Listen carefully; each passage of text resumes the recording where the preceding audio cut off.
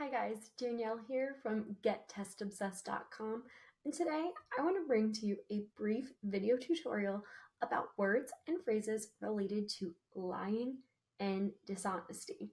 As 11 tells us, friends don't lie, and that is what we are talking about today. In my previous video, I talked to you about words related to honesty, and I explained why it's so helpful to know those phrases for something like the TOEFL.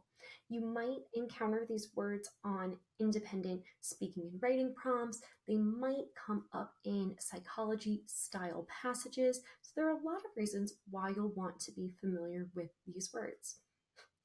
As an extra bonus, words related to honesty, lying, and secrets are also extremely handy for everyday situations.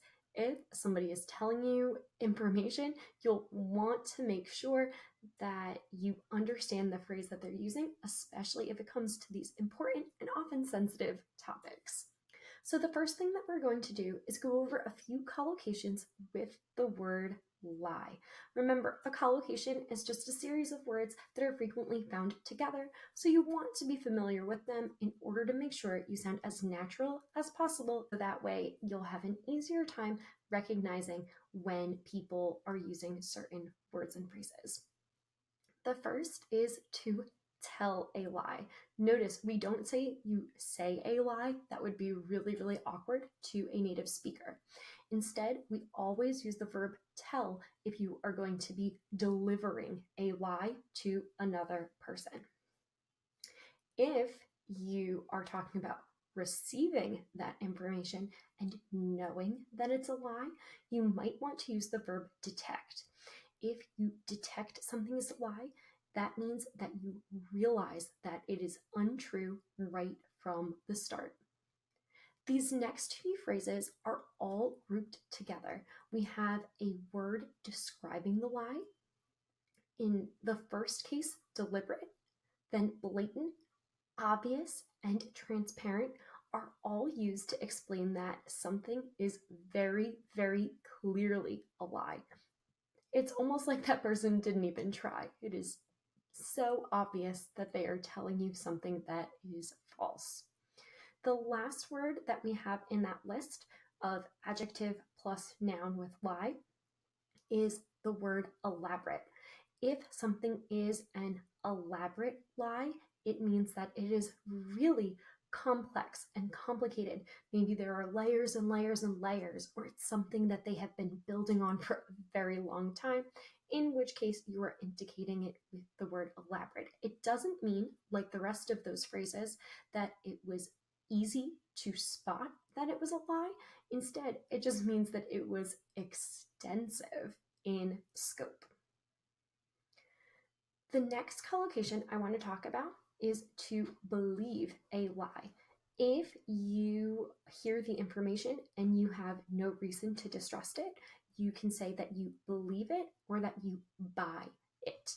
It meaning the lie, that you had no reason to suspect that maybe that information was not in fact true.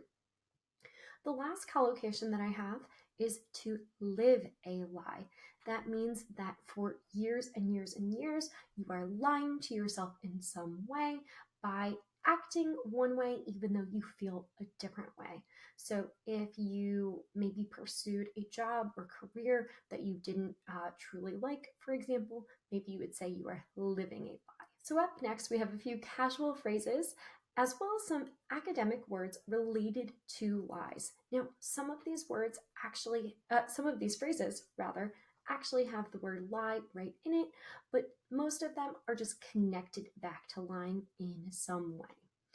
When you are talking about lies, you want to think about the magnitude, how big or small the lie is, and the person's intention with that lie when you are picking your term. You also want to keep in mind if you're talking about a speaking situation or a writing situation, with speaking situations tending to go towards the casual phrases and slang, and the writing situations are more appropriate for our academic words.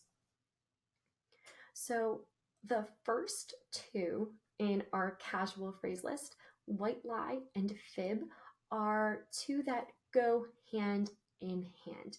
White lies and fibs are considered minor, little, unimportant lies about trivial things. A white lie, which could be a little bit different than a fib, usually is indicative of someone who is told a small lie in order to spare someone else's feelings. For example, you go shopping with one of your friends, they try on something and it does not look good at all. You might tell a little white lie and say, "Of course you look great," for example.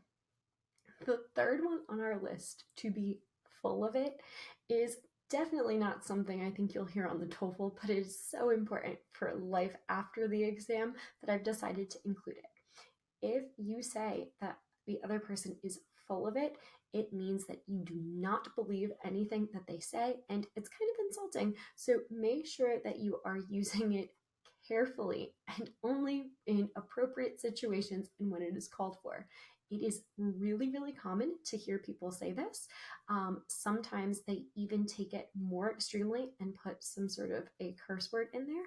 I want to make sure you're familiar with it because it does come up often in everyday speech. It's even the kind of thing that you would hear if you're watching American television.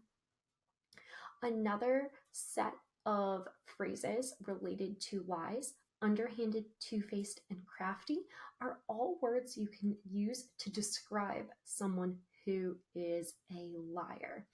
If you want to indicate that they seem untrustworthy, they seem sly, you can use underhanded, two-faced, or even crafty to suggest that they are a bit manipulative and maybe they kind of play both sides, especially with that word two-faced, meaning that to one set of people they'll act one way and they'll turn around and be totally different to another group. In terms of our academic words related to lies, these ones are often really specific to particular situations. The first one, artifice, might remind you of the word artificial, meaning something that is fake or not real. Deception is just a more formal, perhaps more academic way to say that there is some sort of lie about. You could also use the verb form of deceive instead very easily in your writing responses. Defraud is usually used if a public figure is the one who is doing something underhanded or sneaky that doesn't seem above board. If maybe a politician is defrauding the public, for example, you can use it to say that he or she is lying on a large scale for their own personal benefit, acting like they're something that they are not. Duplicity and duplicitous are both words that, again, more formal. I would only use them in writing situations in order to indicate that people are lying. Cunning and manipulative are going to be adjectives that you can apply to the person who is doing this, who is acting in this way that is not straightforward, is not honest or to be trusted. Subterfuge, again, a word that is going to be most likely used in context of spies and espionage. And our last one, perjure, is very, very specific to lying while under oath. This means that if you are watching a courtroom drama where somebody appears in the witness booth and they say a lie, even though they have promised to tell the truth under oath, they have committed a crime, which is lying under oath, called perjury. And that's a wrap. If you like this video, please be sure to hit that subscribe button. I will be bringing you even more of these vocab lessons, TOEFL tutorials, and of course, TOEFL prep book reviews. Follow us at GetTestObsessed on Twitter and Instagram for even more TOEFL vocab lessons. Thanks for tuning in, and I'll see you next time. Bye!